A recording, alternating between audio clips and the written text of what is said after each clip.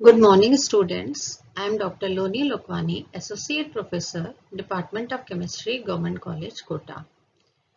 Topic of today's lecture is Woodward-Fieser rule, which comes under the syllabus of MSc Semester 3rd, Paper 2nd, General Paper, and this is our 7th lecture on UV visible spectroscopy. Woodward-Fieser rule. From the study of the ultraviolet absorption spectra of a large number of compounds, Woodward in 1941 gave certain rules for correlating lambda max with molecular structure. Since then, these rules have been modified by Scott and Fieser because of more experimental data. The modified rules known as Woodward-Fieser rules can be used to calculate the position of lambda max for a given structure by relating the position of lambda max with the position and degree of substitution of chromophore.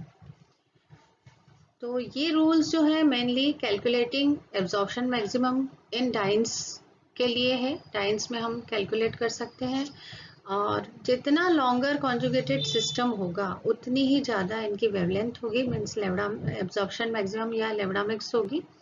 तो इस तरह से ये हम इसमें lambda max को calculate कर सकते हैं और इस पे बहुत सारे न्यूमेरिकल्स भी आते हैं जो कि आप इसको अच्छे से स्टडी करने के बाद इजीली इसको सॉल्व कर सकते हैं. अब इसके रूल्स क्या है? First, alicyclic dienes or dienes contained in an open chain system, that is where basic unit is butadiene system. Second, homoannular conjugated double bonds or the conjugated double bonds present in the same ring. इसे होमोडाइन भी कहा जाता है. होमोडाइन जैसे ये एक ही ring में दोनों डबल बॉन्ड है, एक ये डबल बॉन्ड है, एक ये है, तो इसे कहा जाएगा होमो एन्युलर कॉन्जुगेटेड या होमोडाइन. ये इस एग्जांपल में भी एक ही रिंग में दोनों डबल बॉन्ड है, तो ये भी होमोडाइन है. Third rule is heteroannular conjugated double bonds. They are conjugated double bonds which are not present in the same ring. एक ही रिंग में डबल बॉन्ड नहीं होके अलग अलग रिंग्स में होता है तो उसे हेटेरोएन्युलर कॉन्जुगेटेड डबल बॉन्ड्स कहा जाता है. जैसे ये एग्जांपल है, इसमें दोनों रिंग्स में एक एक डबल बॉन्ड है तो हेटेरो हो गया. ये इस एग्जांपल में भी एक डबल बॉन्ड इस रिंग में है, दूसरा दूसरी रिंग में है.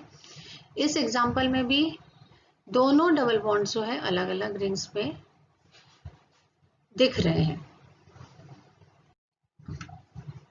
Fourth is exocyclic and endocyclic conjugated double bonds. Exocyclic double bond is the double bond part of the conjugated system formed by any carbon atom of any ring but present outside the ring. जैसे ये example में दिख रहा है, ये बाहर की तरफ प्रेजेंट है तो ये exocyclic double bond कहलाएगा. And endocyclic double bond is present inside the ring. Such double bonds are shown in the following examples. ये वाला एंडो होगा, अंदर की तरफ है, और ये एक्सो होगा. अब ये वाली जो रिंग है, ये वाला डबल बॉन्ड जो है ये तो एंडो होगा, पर ये जो डबल बॉन्ड इस रिंग के लिए exocyclic double bond to ring A. अब ये जो है डबल बॉन्ड क्योंकि इस कार्बन से जुड़ा है और इस रिंग के बाहर की तरफ है तो ये एक्सोसाइक्लिक डबल बॉन्ड हो जाएगा किसके लिए? रिंग ए के लिए. क्लियर? अब इसको भी अगर हम देखें तो contain two exocyclic double bonds. इस रिंग के लिए ये वाला डबल बॉन्ड एक्सोसाइक्लिक होगा और बी रिंग के लिए ये डबल बॉन्ड एक्सोसाइक्लिक होगा.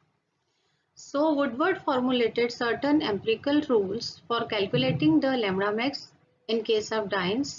These rules were modified by Fieser in 1948.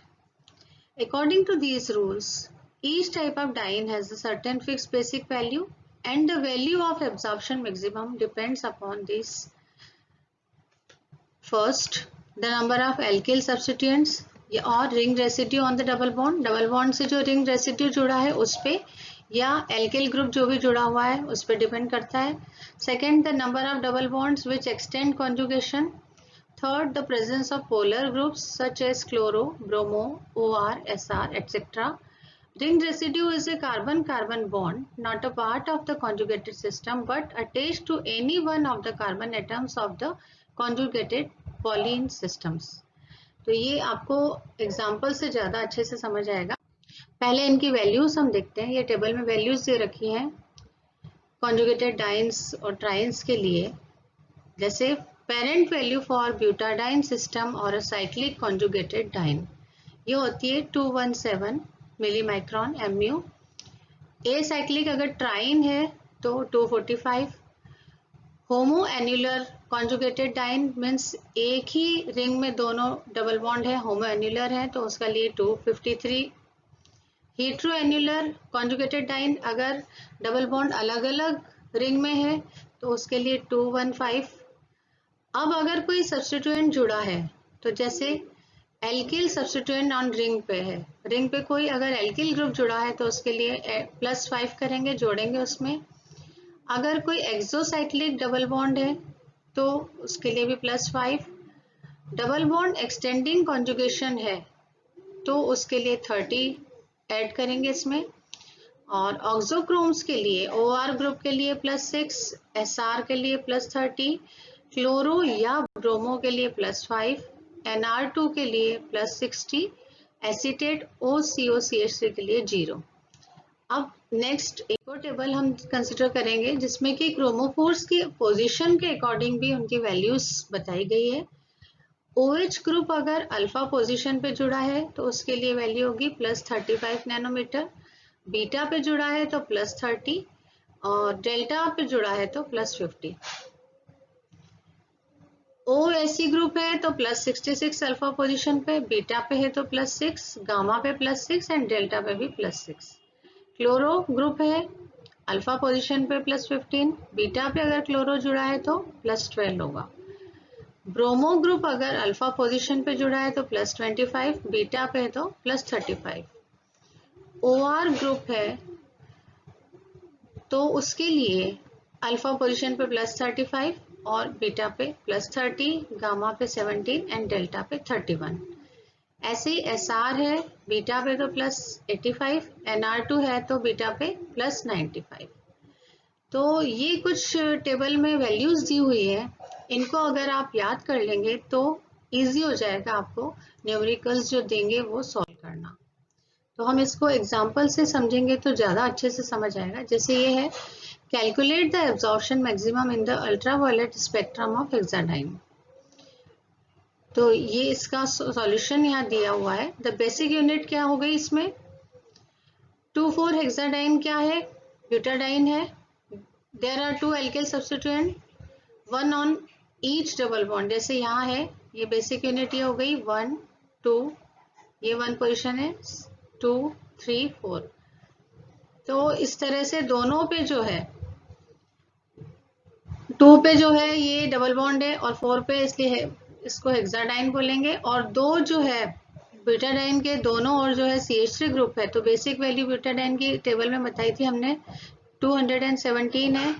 और दो जो है एल्किल CH3 ग्रुप है, सब्स्टिट्यूएंट जुड़े हुए हैं, तो 2 इंटू उसकी वैल्यू 5 थी तो 2 इंटू 5 10 हो जाएगा. तो इसकी कैलकुलेटेड वैल्यू हो जाएगी 227 मिलीमाइक्रॉन. तो इस तरह बहुत सिंपल है. अगर आप थोड़ा सा ध्यान से इसकी वैल्यूज को याद कर लेते हैं और समझ लेते हैं तो ये करना बहुत आसान हो जाएगा. ऑब्जर्व वैल्यू भी इसकी जो फाउंड हुई है वो भी इतनी ही है करीब.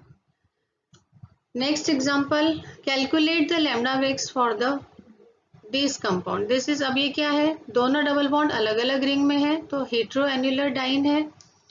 अब इसमें थोड़ा सा समझने वाली बात है कि ये 1 2 3 4 ये पोजीशन जो है इसको हमने बेसिक वैल्यू इसकी 215 ली है ब्यूटाडाइन की. और बाकी जो है डबल बॉन्ड से जुड़ा हुआ, इधर एक रेसिड्यू है, इधर एक रेसिड्यू है, 2 इसमें हो गए. और इस कार्बन से एक रेसिड्यू इधर जुड़ा है और इस कार्बन से एक रेसिड्यू इधर जुड़ा है. तो 4 रिंग रेसिड्यूज हो गए. अब रिंग रेसिड्यू की वैल्यू जो है हमने टेबल में बताई थी 5 होती है, 5 होती है. तो 4 इंटू 5 20 हो गया.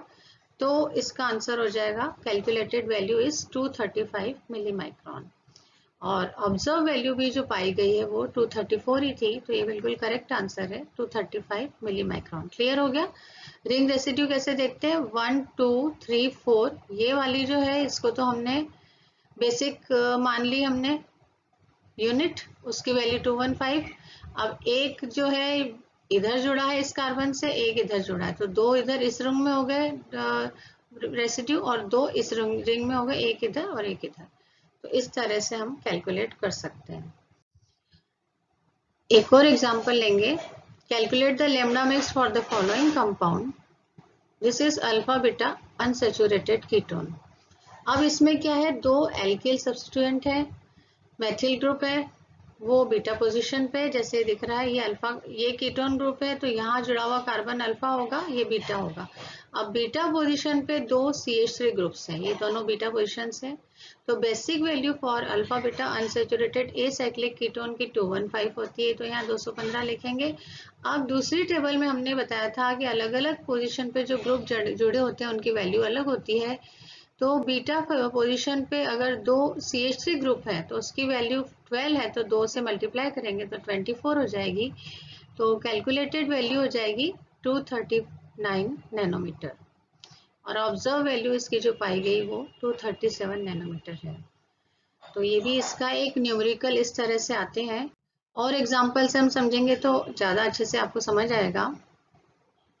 Next is calculate the lambda mix for the most intense band in the UV spectrum of 2,3-dimethyl-1,3-butadiene, and second is 1,4-dimethyl-cyclohexane-1,3-diene। तो पहला हम लेंगे 2,3-dimethyl-1,3-butadiene। अब ये 1 2 3 4, अब 2 और 3 पोजीशन पे जो है CH3 ग्रुप है, एल्किल सब्स्टिट्यूएंट हो गए। अब 1 2 3 4 वाला जो है वो ब्यूटाडाइन यूनिट है, बेसिक वैल्यू पेरेंट उसको बोलेंगे। पेरेंट वैल्यू जो है डाइन की कितनी होती है, 214, तो यहाँ 214 हमने लिख दिया।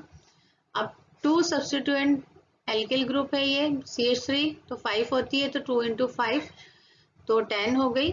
तो इसकी कैलकुलेटेड जो लैम्डा मिक्स है वो आएगी 224 नैनोमीटर्स, और पाई गई जो लैम्डा मिक्स है वो भी 226 होती है, जो कि अप्रोक्सीमेट या बिल्कुल उसके करीबी है, तो ये एक्यूरेट वैल्यू है। इसी तरह से हम जब दूसरा इसका स्ट्रक्चर देखेंगे, द स्ट्रक्चर ऑफ 1,4-डाइमेथिल साइक्लोहेक्सा 1,3-डाइन।